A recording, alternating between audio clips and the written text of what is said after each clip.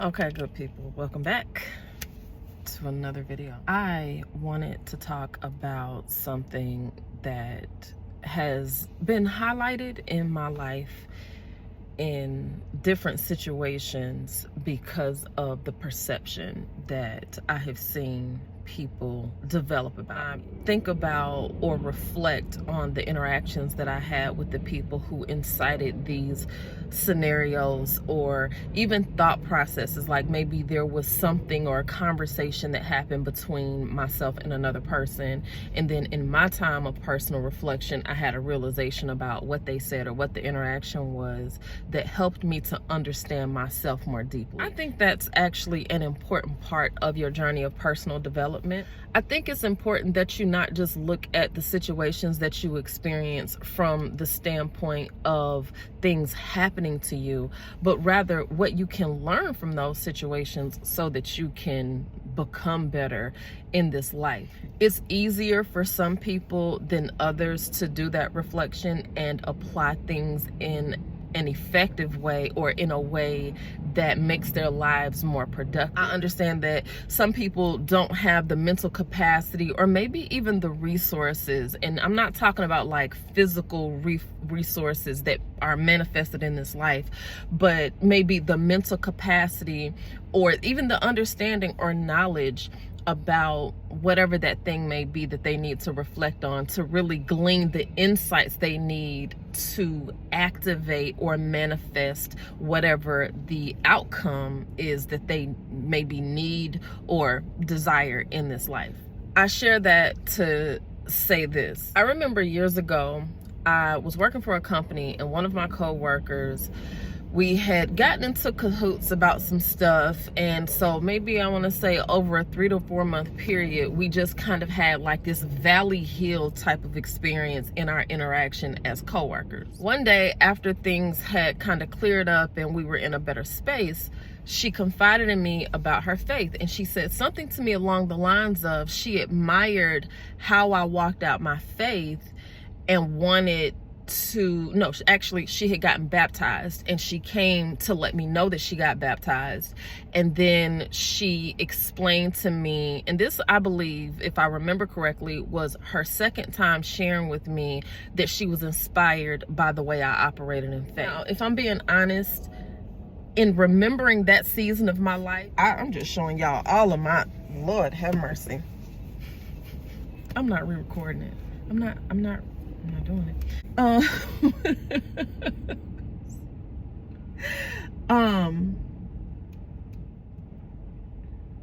Remember what I was gonna say.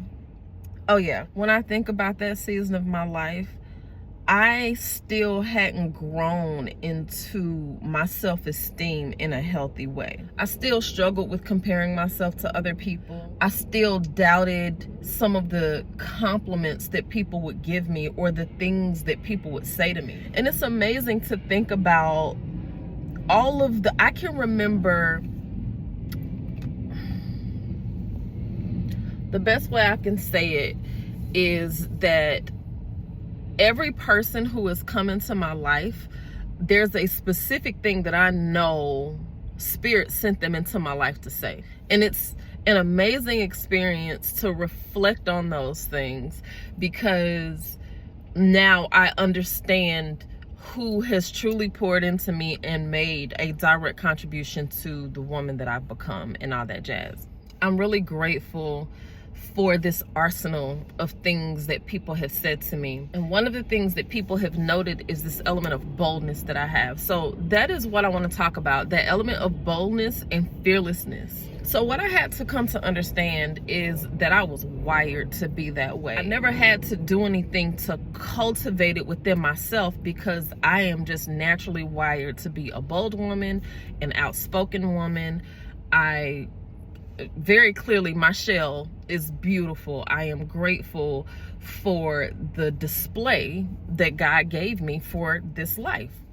So with that, there has been a magnetism that has been directly connected to all of those things.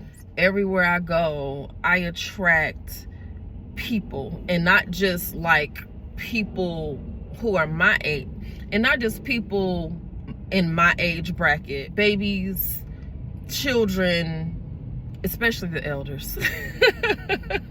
I love my elders. And people always think I either am an employee of whatever store I'm in, or people will ask me questions about how something works. I remember the first time that happened to me. I believe I was about 16. I was working at a retail store in a mall. I remember this lady, I had a set of keys in my hand, so I understand that maybe her hearing and seeing the keys, and then of course I'm dressed business casual, that may have been why she thought I was a manager. But she walked up to me and just started talking and asking me questions as if I were in leadership. And I just remember looking at her, I was like, I'm not a manager. And she was like, oh, that experience was one of the first that taught me what people see in me, that people naturally see me as a leader. And while in that instance, it may have been the keys in my hand and the way that I was dressed, it was the presentation that gave the idea that I was some sort of leader in that capacity. Years later, I was serving in ministry, and I remember the pastor calling people to the front of the church. She says something along the lines of, I need all my leaders to get up here. And she looked at me and she was like, Erica, get up here. I have chills because I remember, I'm still just showing y'all. I thought I had fixed this so that I wouldn't have this problem. I promise I'm not trying to flash y'all. I'm sorry. Anyway, I'll never forget what happened in my spirit when she said that, because I didn't know she saw me as a leader. I knew I had been called on in different capacities within the ministry at that time, which was one of the reasons why I ended up. So, I had spread myself so thin in that ministry. And that's one of the reasons why I had to take a break and recalibrate and really just take a step back and understand, like, why am I spreading myself so thin here? And I discovered that there were things beneath the surface that I needed to deal with.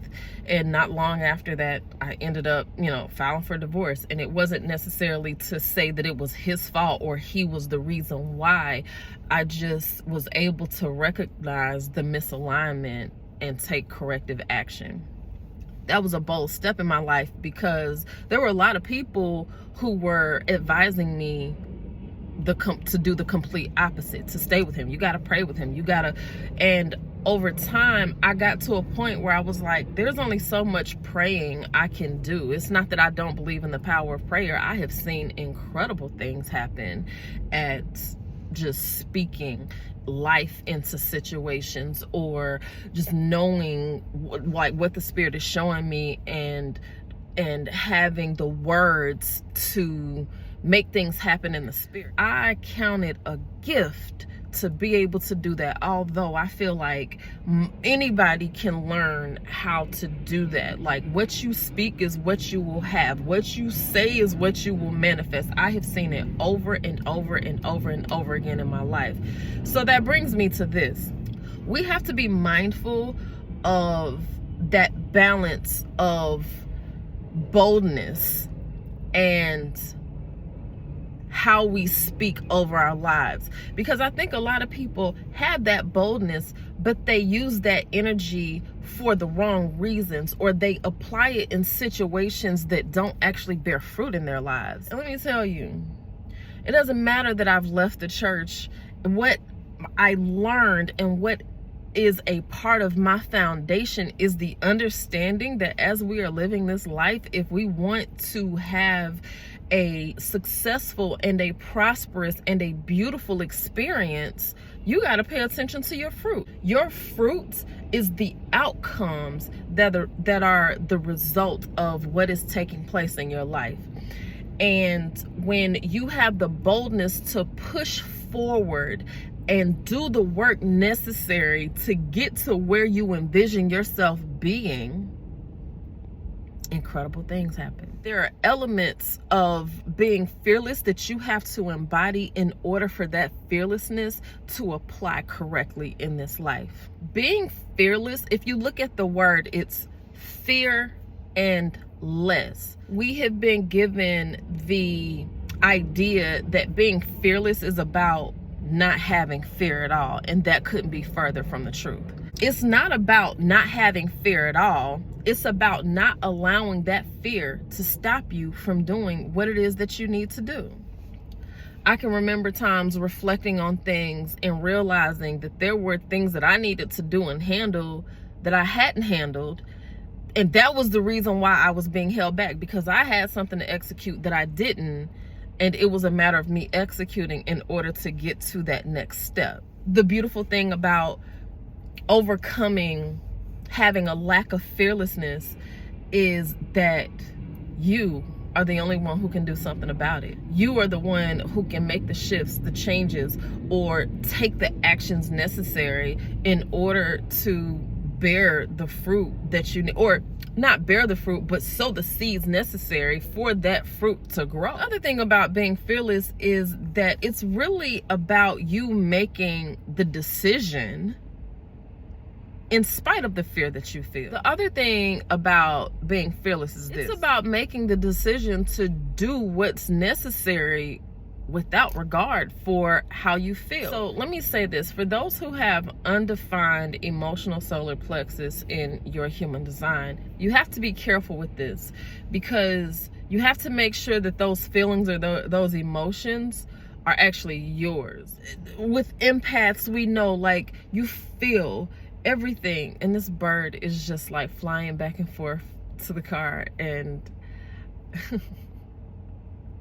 my man said that my life is like a Disney princess, and I love it because it like everywhere I go, it's like the birds are singing and they're flying, and it's a beautiful thing. Anyway, the thing about being fearless is it's about doing what needs to be done in spite of the fear that you feel. Now, for those who have an open or undefined solar plexus, it's important for you to ride your emotional wave before you make that decision. And while fear is one of those emotions that it's like you feel it, but you know you have to handle something anyway, like just job interview, for example. Most people are nervous when they go into job interviews, and there are a lot of different reasons why. Sometimes it's insecurity around whether or not they're actually qualified for the job, or not knowing if they're going to say the right thing, or if they're going to remember to say certain things, or if they're going to answer the questions correctly, or, you know, whatever the situation may be. But years ago, I had an experience on a job interview that changed the way I did interviews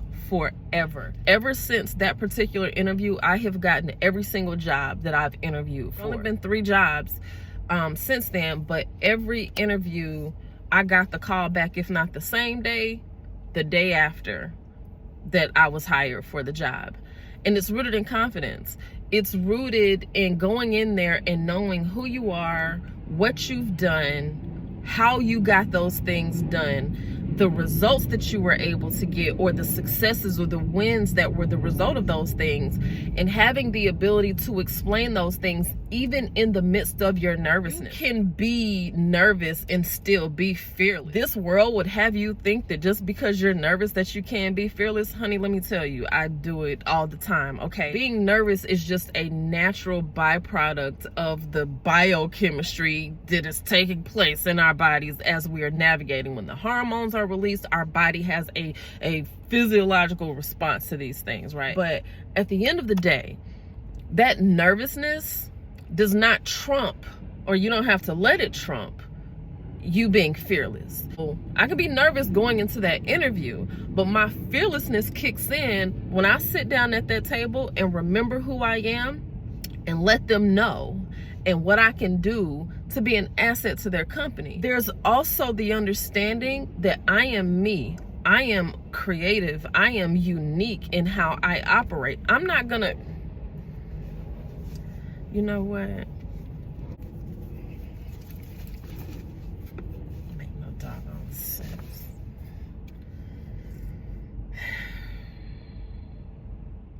I'm basically just gonna edit this so that you can't even see. Like, I'm just gonna have to blur it out because make no doggone sense. Anyway, because I be so focused and fearless. Let's go. That fearlessness doesn't go away like a wisp of smoke just because I'm nervous. I go in there, I communicate what I need to communicate. I throw in a little joke here and there because why not?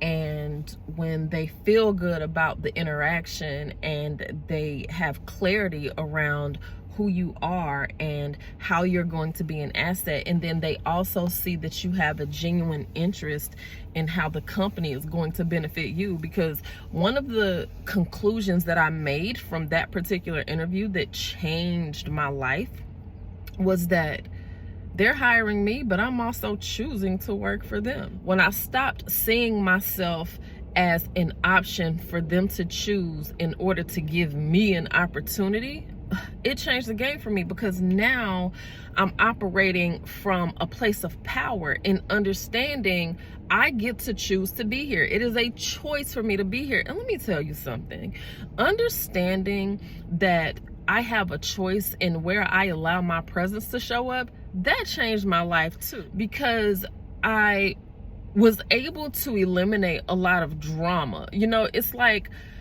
you see people who go through cycles of drama and issues in their life, and they keep going back into the same environments, and they complain about those environments, but they keep going back. You literally have to make a choice. I'm not going back. There are some people big mad at me because they don't see me that often.